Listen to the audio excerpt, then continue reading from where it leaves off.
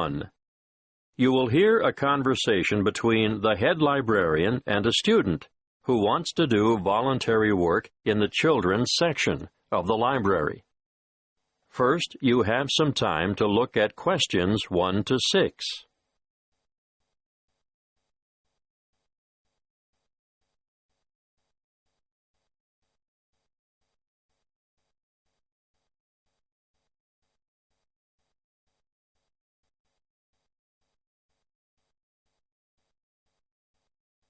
You will see that there is an example that has been done for you.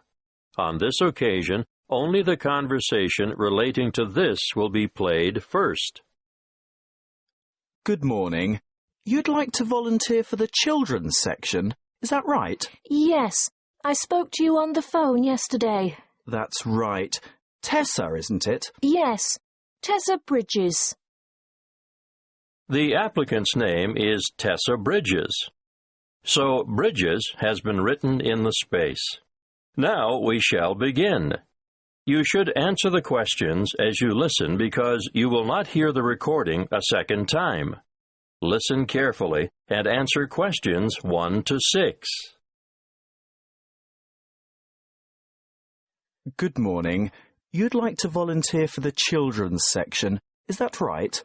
Yes, I spoke to you on the phone yesterday. That's right. Tessa, isn't it? Yes, Tessa Bridges. Thank you for coming in today, Tessa. Before we discuss what a volunteer does in the library, I'll need to get some details from you. No problem. What would you like to know? Where do you live, Tessa? I still live with my family in Northwood, 51 Matthew Drive. Matthew? Matthew Drive? Actually, there are 2 T's. Mattthew. Oh, thank you. And the postcode for Northwood is? Oh, I'm still confused about that. It used to be 2614, which of course I still remember, but the post office has recently changed it to 4126. So, 4126. Now, you're a university student, aren't you? Not exactly. I go to Northwood Polytechnic. I'm in my final year. In your final year? So what are you studying? I mean your main subject. Oh, I'm majoring in creative writing. And are you enjoying that? Very much so. I love it. When I graduate, I want to write children's books. That's great. Now, I can see why you're keen to volunteer at the library. We're always grateful for the extra help, but I still have to ask you some more questions about your previous experience. That's fine, but I haven't had a full-time paid job yet. Not to worry. Part-time work or voluntary work gives you the experience most employers are looking for.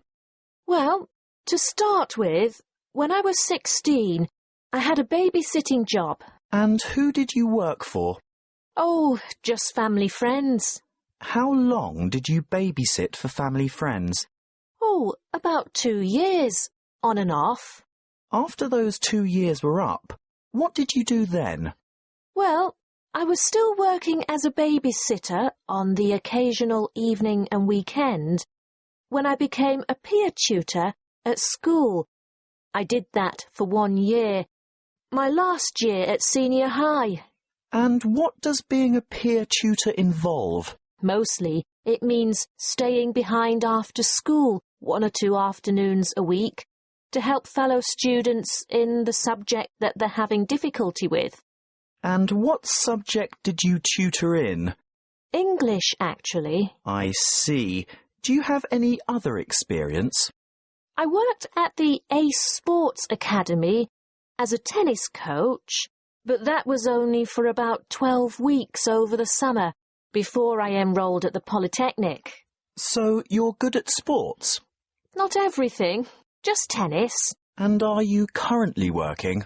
Yes, well, unpaid work, that is. I'm a volunteer at the local hospital, where I visit sick children who would otherwise not have any visitors.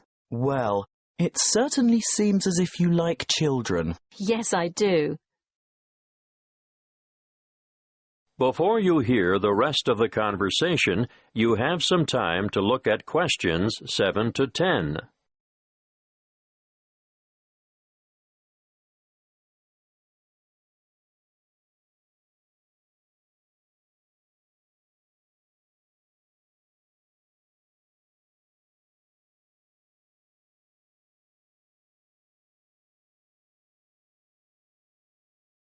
Now, listen and answer questions 7 to 10.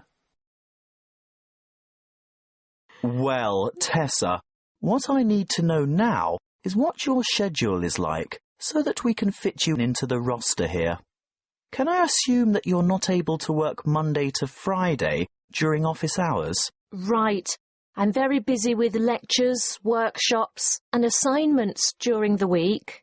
How about weeknights? Say 5 to 7 in the evening. That's a very busy time in the children's section. Well, I couldn't commit to more than 3 evenings a week, and even then it would depend on my schedule. Yes, I understand. If possible, we could make arrangements a week in advance. Would that help? Yes, that might work. Are weekends okay? Well, Sundays are out. Actually, only every other Sunday, because that's when I'm usually needed at the hospital. But I'm free on Saturday afternoons. All right. We could roster you for the odd weekend then. What about school holidays? Definitely. No problem whatsoever. I don't have any other commitments during the holidays. That's good to hear. We have droves of children here in the holidays, as you can imagine. Thank you. Well, Tessa, we'll send you a letter of appointment in the mail, and we look forward to having you join us as a volunteer. Thanks very much. Now, as for your duties. That is the end of Section 1. You now have half a minute to check your answers.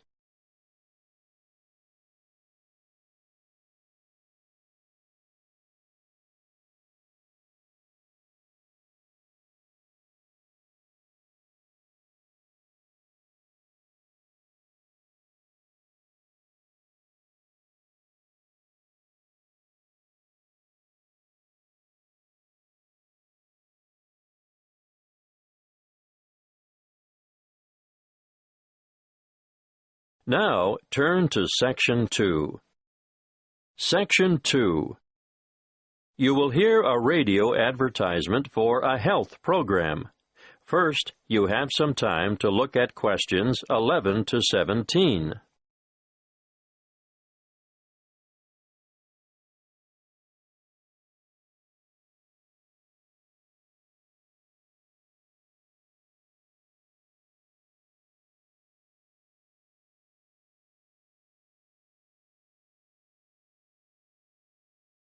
Listen carefully and answer questions 11 to 17.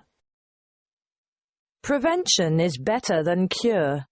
You all know that, don't you? Have you been looking for some help and guidance for maintaining your health? Well, today, I want to tell you all about a new health program called Be Well. Be Well Online, actually. This is an interactive website packed with resources to assist you in achieving your health goals. On this website, you'll find up-to-date health information you can trust. It has a register, which includes a quick online check to assess your health and keep track of your progress. What do you want to do? Lose weight? Give up smoking? Manage your blood glucose levels or just improve your overall fitness? Use the simple online assessment tool and receive a personalized report on your current state of health.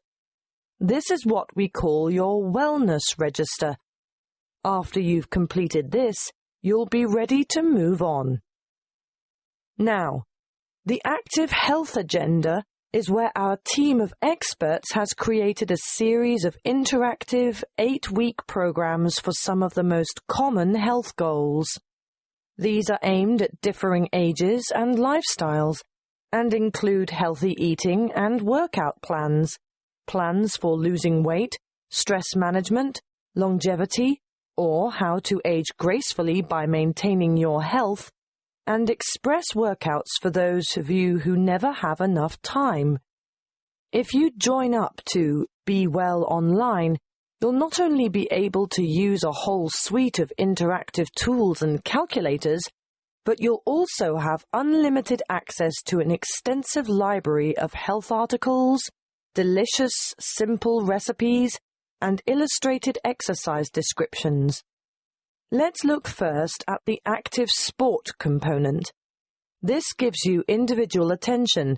In fact, it's a virtual personal trainer. Sports science and fitness experts have developed programs that will enable you to take on a specific sporting challenge or fitness goal adapted to your particular ambition and skill level. Detailed daily warm-ups and workout plans and weekly training schedules will help you prepare for any upcoming event of your choice. Marathons, triathlons, open water swims, cycling, or fun runs are just some of the events you could enter with confidence when you've completed an active sport program. Be Well Online also features an active care project. This caters for individuals who want to address specific health needs. The 4 courses in most demand are Stop Smoking, which will give you strategies, email support, and reliable tools and resources to help you quit smoking forever. Then there is Glucose Management, a self-care program designed for people with high blood sugar, which will help you manage your condition and improve your overall health. Obviously, heart health has a large following. It's basically all about lifestyle modification, where you will take a course of action with the aim of improving your cardiovascular health. Those of you who suffer from neck and/or back pain will benefit from the Back Care program, but we're talking about minor troubles here. Anything major should be attended to by a qualified physician in person. So, what are you waiting for? Register today at bewellforlife.com. Before you hear the rest of the talk, you have some time to look at questions 18 to 20.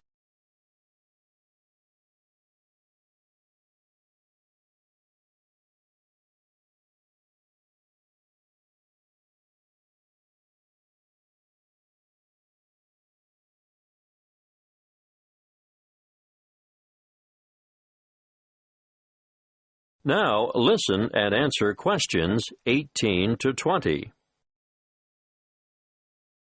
Okay, I can hear some of you saying that you don't have enough willpower to go through with our online program.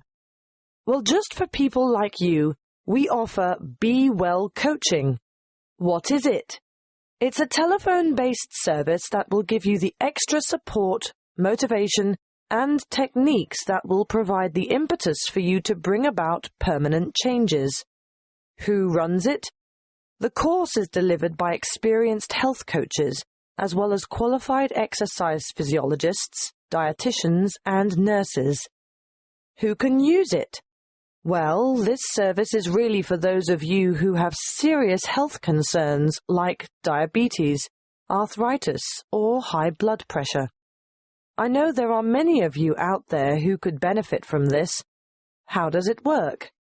Your health coach will provide assistance as you develop a plan and maintain regular contact over a period of 6 months to help you stay on track. You'll also get access to a phone-in service for extra support if you need it, and you'll be provided with health information specifically targeted at your individual problem. Now, what could be better than that? That is the end of Section 2.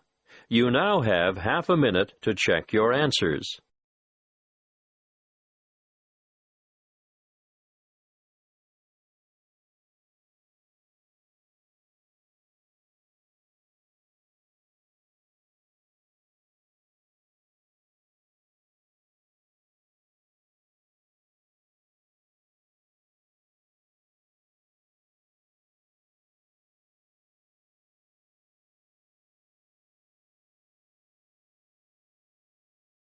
Now turn to Section 3. Section 3. You will hear a conversation between two senior students who have to organize a competition for the University Open Day. First, you have some time to look at questions 21 to 27.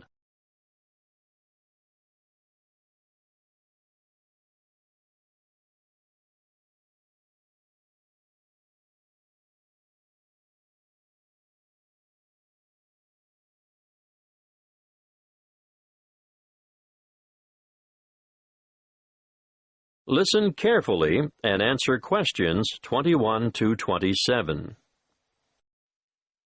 Hi, Grant. What sort of competition do you think we should organize? Well, Claire, the Open Day Committee was pretty clear on that. It must be something with youth appeal. That makes sense. After all, most of the visitors will have just left high school. Yeah, so I was thinking technology? Do you mean something which uses the latest technology, like an iPod? Something like that, but a bit more expensive maybe. What about the latest iPhone? I'm saving up for one right now. Let's make it an iPad. I wish I'd had a tablet computer when I started university. Yeah, that's a great idea. That should get a lot of our younger visitors interested. Right. Let's go with that then. Fine. We could go into town now and buy it. I saw great deals advertised at the Rick Smith store. Oh, I don't think we'll have to worry about that. A university purchase order will probably be arranged through the Resources and Supplies section. Well, that's settled then. What about the competition? Is it going to be a game of skill or a guessing game or something else?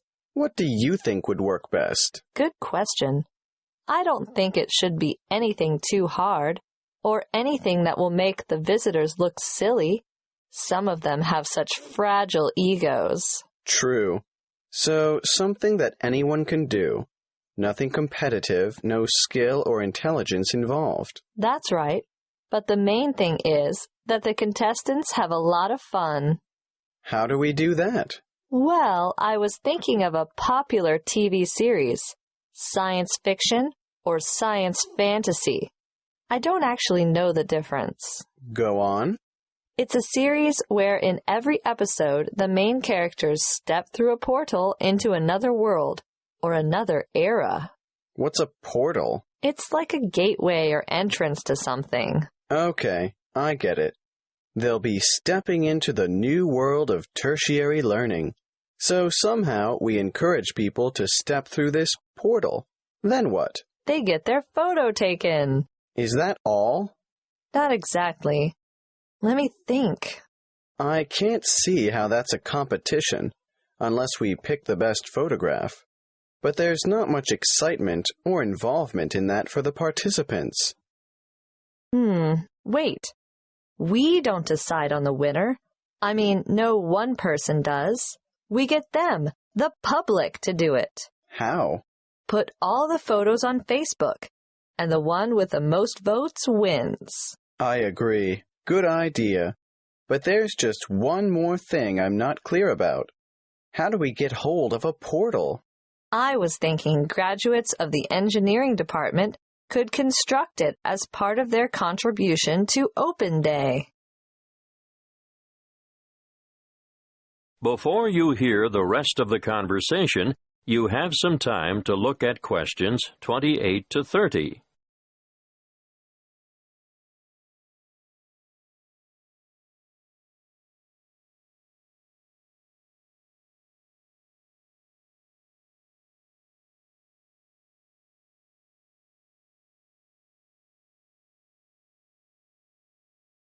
Now, listen and answer questions 28 to 30. How do visitors enter the competition on Open Day? Well, firstly, they have to make their way to the portal photo booth on campus. Okay, a bit like a treasure hunt to start with. Yes, and then they get their photo taken stepping through the portal. And they'll have to write down their details. You know, name, phone number, email. No, hang on. Let's keep it simple. Just name and email address should do. Then after, say, the 30th of July, people can visit the university Facebook page and vote for their favorite photo. So the photo with the most votes wins. Yes, I think that should generate quite a bit of interest. What about a cutoff date? Of course, maybe, the most popular photo as of 5 p.m. on the 10th of August will collect the iPad. And the winner will be notified by email. And the winning photo will be enlarged and published in full color on the university Facebook page. That is the end of Section 3. You now have half a minute to check your answers.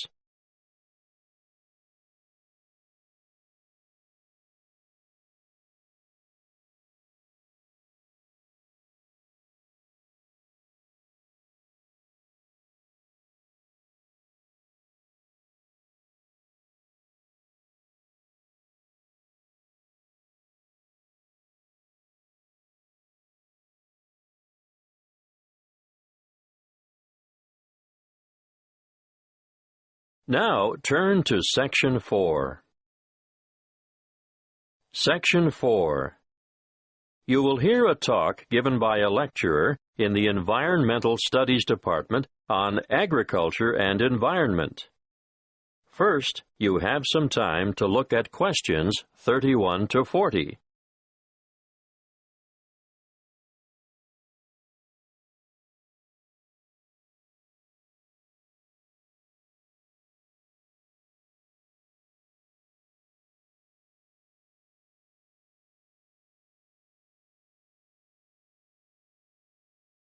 Listen carefully and answer questions 31 to 40.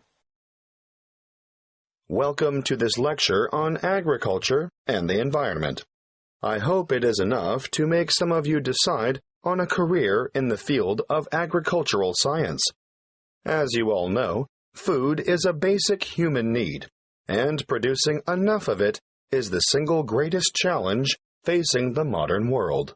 Developing nations have rapidly expanding populations, so agriculture should be central to any development agenda for those countries.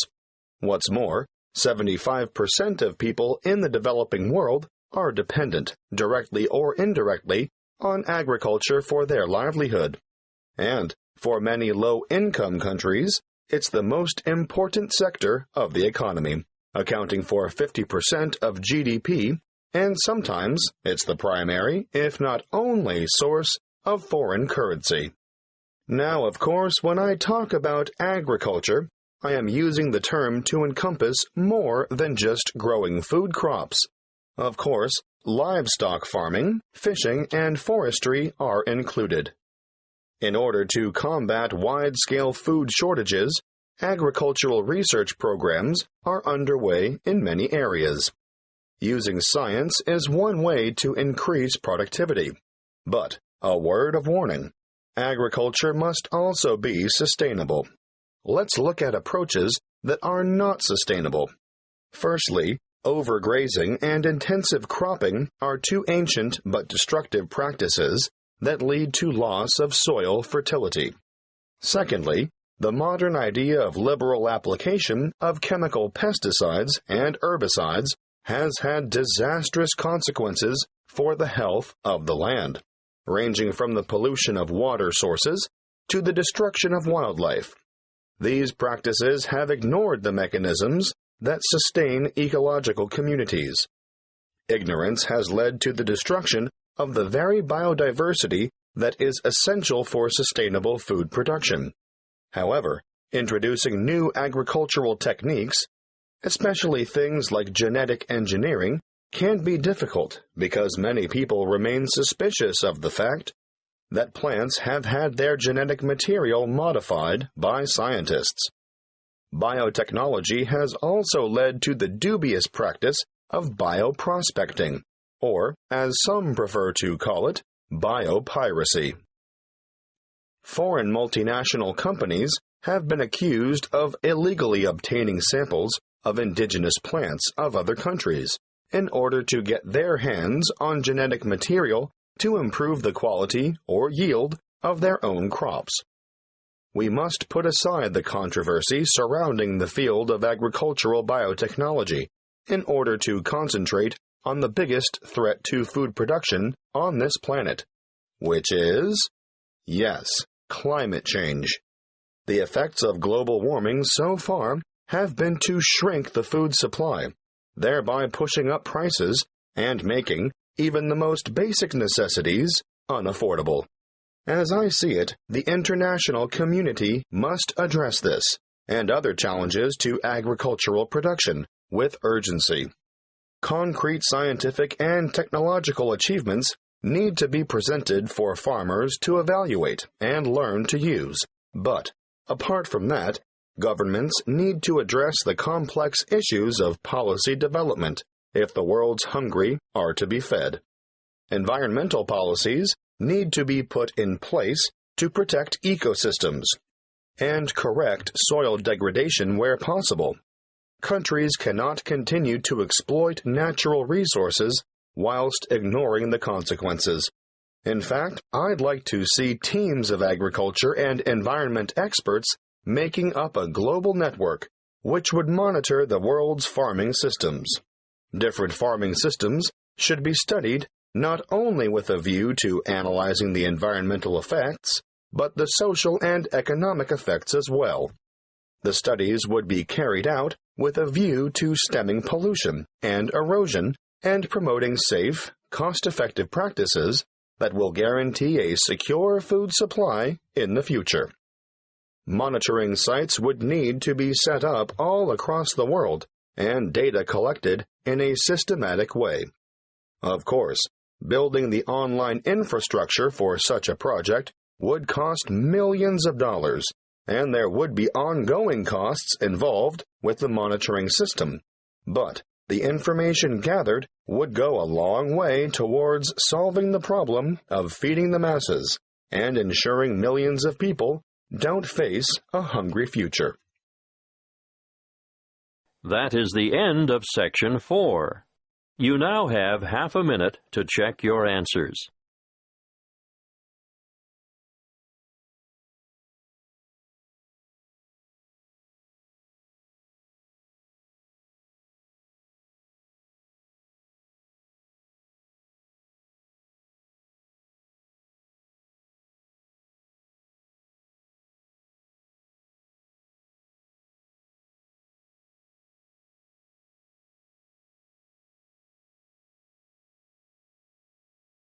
That is the end of the listening test.